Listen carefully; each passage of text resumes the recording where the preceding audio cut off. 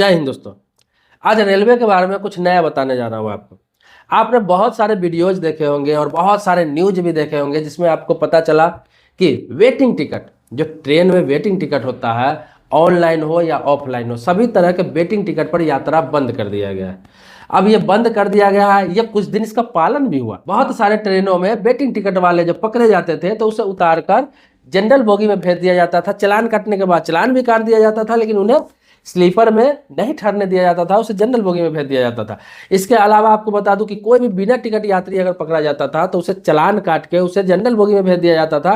Sleeper में वही लोग यात्रा कर पाता था जिसका टिकट कन्फर्म है या फिर RAC है, वेटिंग वाला यात्रा नहीं कर रहा था।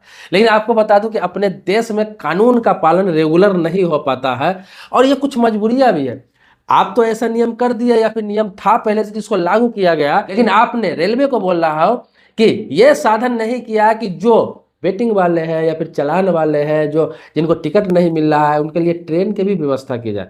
अब जितने लोग वेटिंग पर यात्रा करते थे उनके ट्रेन का तो एक्स्ट्रा व्यवस्था नहीं हुआ और वेटिंग बंद कर दिया गया, लोग कैसे यात्रा करेंगे। अभी होली के समय में दिल्ली से हो गया, मुंबई से हो गया, कोलकाता हो गया, चेन्नई हो गया, हैदराबाद हो गया, बेंगलुरु हो गया, जितने भी बड़े शहर है सभी से भर भर के बिहार लोग घर गए, यूपी घर गए, बंगाल गए, उत्तराखंड गए, झारखंड गए। अब लोग लौट रहे हैं। अभी मैं एक्सपीरियंस बता रहा हूँ। अभी हाल ही में 20 मार्च की बात है, 20 मार्च को मैं भी पटना से लौट रहा था दिल्ली के लिए, और मुझे पता था क्योंकि मैंने भी पहले वीडियो इस पर बनाया था और मैंने पहले देखा भी था इस तरह का कि वेटिंग टिकट वालों को यात्रा के लिए सीधा मना कर दिया जाता था, या फिर आपके पास टिकट नहीं है तो स्लीपर में आप होते थे तो आपको उतार दिया जाता था। लेकिन मैं आपको बता दूं कि मैं रेलवे स्टेशन पटना पर यही देख रहा था वहां पे और गेस कर रहा था कि जितने भी ट्रेन पटना से जो दिल्ली आने के लिए था या फिर पटना से कहीं और जा रहा था, उस ट्रेन में जितनी भीड़ एक जनरल कोच में थी उतना ही भीड़ आपको बता दूं स्लीपर में था। सारे वेटिंग वाले तो छोड़ दीजिए, जितने भी चालान कटा रखे थे वो भी स्लीपर में, जितने लोगों के पास जनरल टिकट था वो भी स्लीपर में घुस गए, इसलिए कि बाद में टीटी आएगा ज्यादा चालान करेगा, क्योंकि जनरल में जगह ही नहीं घुसने का। बाथरूम में लोग घुसे हुए हैं, गेट पे लोग लटके हुए हैं। इतनी बुरी हालात है कि उस ट्रेन में, मतलब जो जनरल का हालात था उससे भी बुरा हालात स्लीपर का था। कहाँ बंद है वेटिंग टिकट वालों के लिए? सब धड़ाधड़ यात्रा कर रहे हैं, कोई दिक्कत नहीं है। यहाँ तक कि यात्री आराम से चालान कटा कर रहा है, स्लीपर में घुस रहे हैं, कोई टीटी रोक टोक नहीं कर रहा है, किसी प्रकार का कोई रोक नहीं है। ये कुछ दिनों के लिए लागू किया गया था, लेकिन आपको बता दूं कि ये बहुत बुरा स्थिति है। आपको बता रहा हूँ, जो स्क्रीन पे आप देख पा रहे हैं पीछे, ये पटना जंक्शन का स्थिति है और स्लीपर का स्थिति आप देख रहे होंगे। स्लीपर बोगी उस पर लिखा हुआ है, शयनयान कक्ष लिखा हुआ है, S1 S2 S3 आप देख रहे होंगे। और ये क्या बुरा हालात है कि लोग गेट पे लटके हुए हैं, गेट पे लटक के बैठ के नहीं, लटक के ही ये दिल्ली तक का यात्रा करेंगे। समझिए कितना लोग रिस्क ले रहे हैं। ये सब इसलिए हो रहा है कि नियम कानून तो बना दिया जाता है लेकिन उसका समाधान नहीं किया जाता, उसका सोल्यूशन नहीं किया जाता है। आपको बता दूं, यात्रियों के लिए नए नए कानून, नए नए नियम रेलवे की तरफ से ला दिया जाता है, लेकिन इसका समाधान भी तो चाहिए। ट्रेन की संख्या बढ़ानी चाहिए। अगर वेटिंग टिकट आप बंद कर रहे हैं तो कम से कम आपको एक ट्रेन के बदले 3 ट्रेन और एक्स्ट्रा चलाना पड़ेगा, क्योंकि 70 लोगों का या 72 लोगों का टिकट होता है जनरल में, जिसमें कम से कम 200 300 250 लोग घुसे हुए होते हैं, और स्लीपर में भी लगभग उतना ही सीट होता है, और उसमें भी वेटिंग वाले चालान वाले लोग होते हैं। वो कहाँ जाएंगे? तो वो सब घुसेंगे। और होता क्या है कि जो लोग कंफर्म है, 2 महीने पहले टिकट ले चुके हैं, 1 महीने पहले टिकट ले चुके हैं, और जो इंतजार कर रहे हैं कि आराम से सो के जाएंगे, आराम से स्लीपर में आराम से यात्रा करेंगे, उनकी भी स्थिति ऐसे है कि इतने लोग घुस जाते हैं कि उनका भी सीट होना न होना दोनों बराबर हो जाता है। उनका सीट पर बैठना, नर्क में बैठना दोनों बराबर हो जाता है। न सही से बाथरूम जा सकते हैं, न सही से उसमें बैठ सकते हैं, न सही से सांस ले सकते हैं। ऐसी स्थिति हो जाती है। तो आजकल बता दूं, स्लीपर और जनरल बोगी में कोई अंतर नहीं है, कहीं भी वेटिंग टिकट पर यात्रा बंद नहीं है। ये लाइव आपको दिखा रहा हूं। और यही हाल आपको बता दूं, इससे पहले जब महाकुंभ हुआ था तो उसमें भी यही हाल ट्रेनों का था। इसके बाद अभी होली का जो यात्रा हो रहा है, लोग गांव गए, गांव से वापस आए, यही यात्रा। जब जब पर्व त्योहार वगैरह होता है, लगभग 1 महीना पहले जाने में, 1 महीना पहले आने में, ट्रेनों की यही स्थिति होती है।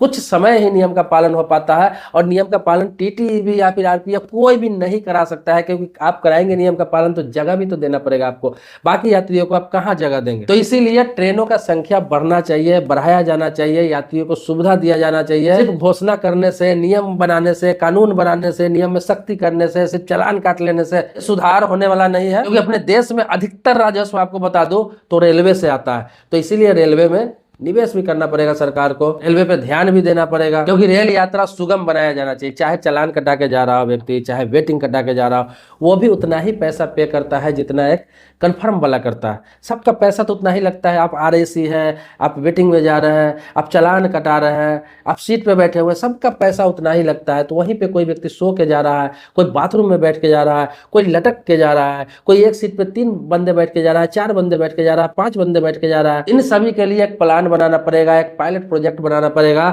और सरकार को इस पर खास तौर पर ध्यान देने की जरूरत है, ताकि कम से कम लोगों की यात्रा सुगम हो। 1000 किलोमीटर, 1500 किलोमीटर, 2000 किलोमीटर, 500 किलोमीटर की यात्रा होती है, लोग एकदम नर्क भोगते हुए पैसा देने के बावजूद भी यात्रा करते हैं। सिर्फ घोषणा बनाने के बजाय, नियम बनाने के बजाय, कानून बनाने के बजाय, सख्ती करने के बजाय सुविधा पे ध्यान देना चाहिए लोगों का, क्योंकि लोग पैसे देने के लिए तैयार है, लोग टिकट भी लेते हैं और बराबरी मात्रा में टिकट लेते हैं, बराबर पैसा देकर टिकट लेते हैं, लेकिन सुविधाओं में सबका 19-20 हो जाता है। जिस तरह से आपको बता दूं दोस्तों कि अभी स्वरेल आया है, स्वरेल एक ऐप आया है जिसके माध्यम से आप आसानी से उसमें ID बना के आसानी से रेलवे टिकट निकाल सकते हैं, रेलवे को लाइव देख सकते हैं, उसमें वॉलेट में पैसा ऐड करके रख सकते हैं, कभी इमरजेंसी में तत्काल टिकट भी निकाल सकते हैं। इसके अलावा ट्रेन से संबंधित न्यूज देख सकते हैं, उसमें ट्रेन को सर्च कर सकते हैं। इसके अलावा रेल मदद भी है, उसमें किसी प्रकार का सहायता चाहिए तो वहां से ले सकते हैं आप, चाहे वो आपको पुलिस का सहायता हो, मेडिकल का सहायता हो, किसी प्रकार का चोरी हो गया उसके लिए सहायता हो, वहां से ले सकते हैं। इसके अलावा आपको बता दूं, रेस्टोरेंट से खाना मंगाना है तो वहीं से उस ऐप से ही ऑर्डर कर सकते हैं। इसके अलावा सैकड़ों की संख्या में उसमें सुविधा दी गई है। सारी जितने भी ऐप अलग अलग था, सारा ऐप को एक जगह करके स्वरेल नाम का एक ऐप लॉन्च किया गया है, और उस ऐप के द्वारा सारी सुविधाएं आपको उपलब्ध की जा रही है। तो इसी प्रकार से जब हर चीजों को ऑनलाइन किया जा रहा है, डिजिटल किया जा रहा है, लोगों को सुविधाएं दे रही है, ऑनलाइन सुविधाएं दिया जा रहा है कि ऑनलाइन ये सुविधा मिलेगा, लेकिन ये सारी सुविधाएं धरातल पर नहीं है।